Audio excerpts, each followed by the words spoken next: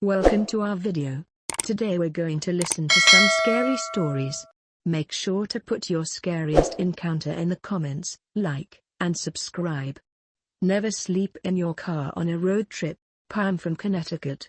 I was in a long-distance relationship with a girl from Georgia, and would often make road trips down to visit her. I don't really mind. I love road trips. I've driven across the United States and back, all on my own. There's just something about traveling the highways of the US by yourself that's just so freeing. To save money, I would sleep in my car.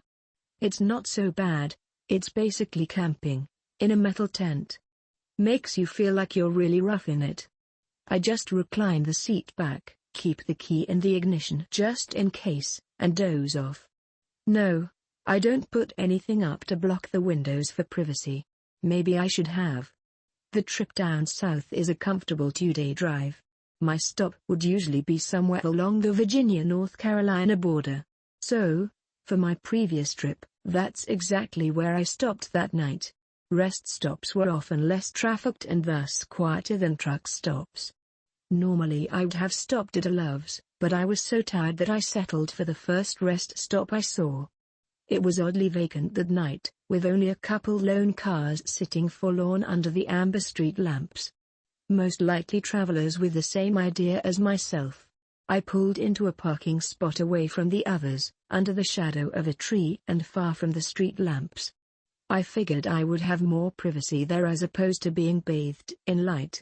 So, I did my usual thing, locked my doors, opened the window just a hair for ventilation, kept my key in, reclined the seat, and went to sleep. I was never interrupted on any of these car camping nights, so I never suspected anything on this one. Then a sharp tap woke me up. At first, I thought I had heard it in my dream. I opened my eyes, a bit confused. Since I was leaning back, I was facing the ceiling and couldn't see anything. I hear another tap. Like a tiny object hitting a hard surface. It came in an irregular rhythm. Was it raining? Was water dripping onto my windshield?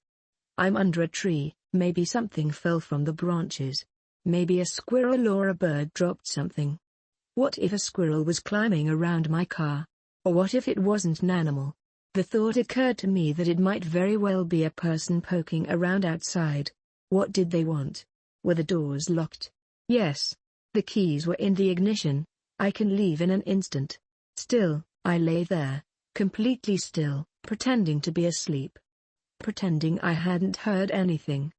Hoping whoever it was, they would leave me alone. It was better to not find out. I was too afraid to find out.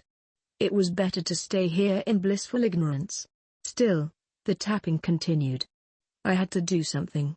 There was no way I was just going to stay there. I had to look. My heart was pounding. At that moment, it was deafeningly loud. Whoever was out there could probably hear it. I decided. I was going to look. I was going to raise my head up and see what was making the noise. So that's what I did. What met my eyes sent a jolt through my entire body. Every muscle fiber locked up in pure shock at what I saw. The faint glow of the street lamps cast just enough light for me to make out what I was looking at. There in the windshield, staring directly at me, was a face. Someone, I presumed to be a woman, was lying on my hood, her face pressed right up against my windshield. Her face was completely still, locked in a permanent grin. I froze in overwhelming terror. The eyes I stared into appeared to have rolled back, showing only the whites. The nose was turned up, pressed painfully into the glass. The lips stretched wide, revealing horrid rotten teeth. Even in the darkness, I could tell her skin was sickly pale, contrasting her long, filthy black hair. Whoever this was, she was clearly not in her right mind. I don't know how long I sat there, too afraid to move. Finally, I got a grip on myself and shot my hand to the ignition. It turned over, making, in that instant, the most beautiful sound I ever heard. For a split second, I was afraid I might be caught in a horror movie scenario, the one where the car won't crank as the killer approaches.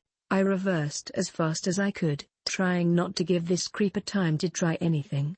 In my panic, I remember activating the windshield wipers in a futile attempt to get her off. I thought, was I about to drive out of here with some whacker holding onto my hood?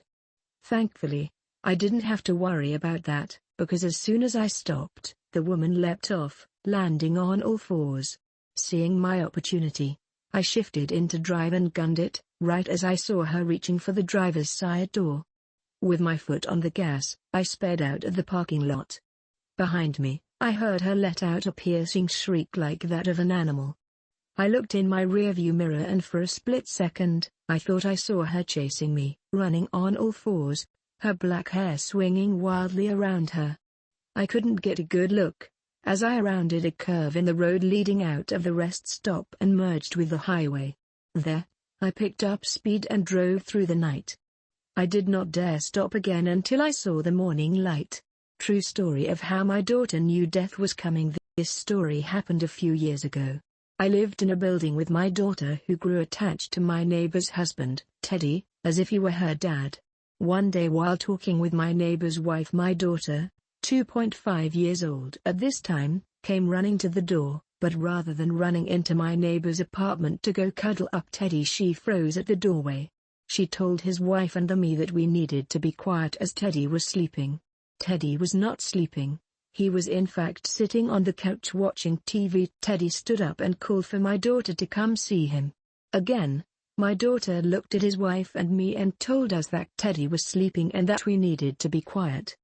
I could see she was getting upset at the fact that we were laughing while telling her that Teddy is awake and wanted you to go sit with him. Teddy started approaching the doorway where we were standing. My daughter began to cry and ran in our apartment screaming, "No, Teddy is sleeping." I could feel the goosebumps running across my body. That same day my daughter went to a relative's place for a sleepover. I had invited my neighbors to come over for a bit. Teddy came over and explained how he wasn't feeling the best and how he was breathing in and out of a paper bag before coming to my apartment. I insisted he go to the hospital to make sure he was all right. On the way, Teddy fell ill and asked to pull over so he could be sick on the side of the road. As he was kneeling beside the car, Teddy suffered a major heart attack and passed away while on the way to the hospital. When the service was held for Teddy, I had such a strong feeling that I had to bring my daughter with me. She brought her favorite blanket with her, of course. When my daughter and I got to the funeral home for the viewing, we were greeted by everyone in Teddy's family. They all knew who my daughter was as Teddy used to talk about her all the time. I held my daughter close as we walked up to the casket where Teddy lay. My daughter leaned down almost as if she was going to whisper to him. She then told me that Teddy was sleeping and that he was really cold. She took her blanket and tucked Teddy in, then looked at me and said how he was happy and warm now. That night as I sat alone in the living room, my phone began to ring. 4,5 rings later and still no name appeared. I quickly answered the phone in the middle of a ring only to hear the dial tone. The call didn't even show up as an incoming call afterward. It felt like Teddy called to say goodbye to us. It was so strange that my daughter knew there was something wrong with Teddy before anything even happened. A few months later we went to go visit my grandmother who was passing away from pancreatic cancer. My daughter refused to enter my grandmother's room. She kept saying how my grandmother was sleeping and that everyone should leave her to go to sleep. I instantly began to cry. Only 4 days later I got the call that my grandmother had passed away in her sleep. There's something wrong with Mary. I watched her walk towards the car in shock and fear. Mary, don't. She slowly turned round and gave me a kind, reassuring smile. Don't worry, Jay. I'll call you tonight. Without waiting for a response, she turned back to the car. Why was I so worried? The reason sat behind the driver's seat of the truck, with a Cheshire grin plastered on his face. Lucas had a reputation of not knowing the definition of the word no. Several women, and more secretly known a few guys, had whispered of trials and trauma at his hands. The fact that he had a police chief as a father made things no better. No one dared bat an eye. I went home and waited, and worried. Finally, a light knocking came on my apartment door. There stood Mary, smiling her signature smile. I immediately wrapped my arms round her, eyes beginning to tear up. "Are we gonna stand out in the hall all evening?" She giggled, brushing past me and heading inside.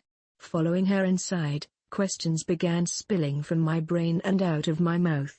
"What the hell were you doing with that creep? Have you lost your mind? What could you two possibly have in common?" Laughing again, she turned round and gave me a knowing look. "You?" I said, grimacing. I did not want the deets on that. We spent the evening as we usually did when we have a surprise sleepover.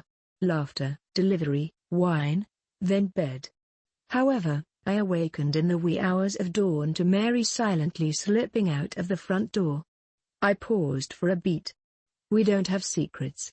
This woman knows everything about me. But do I really know everything about her?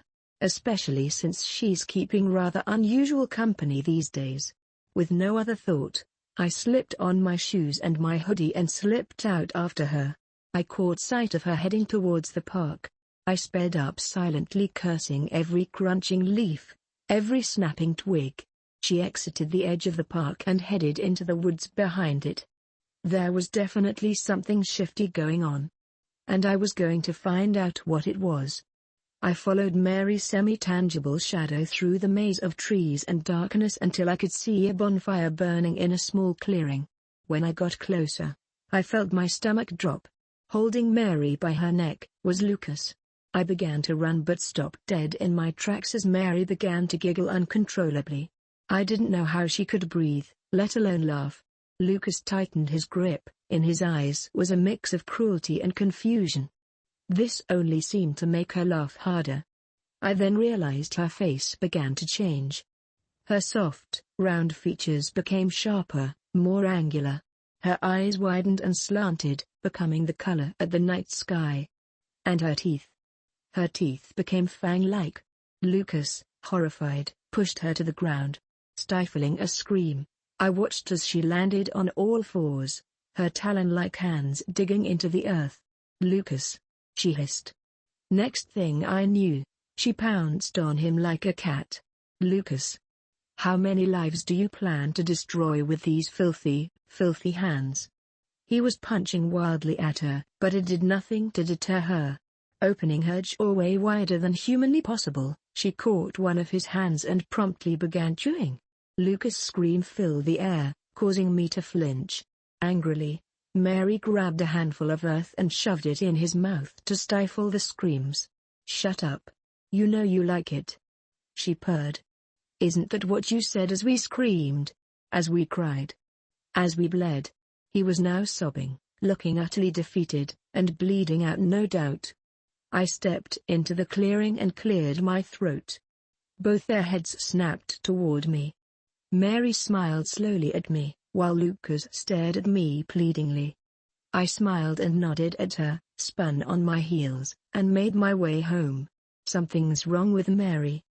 And that's just fine with me.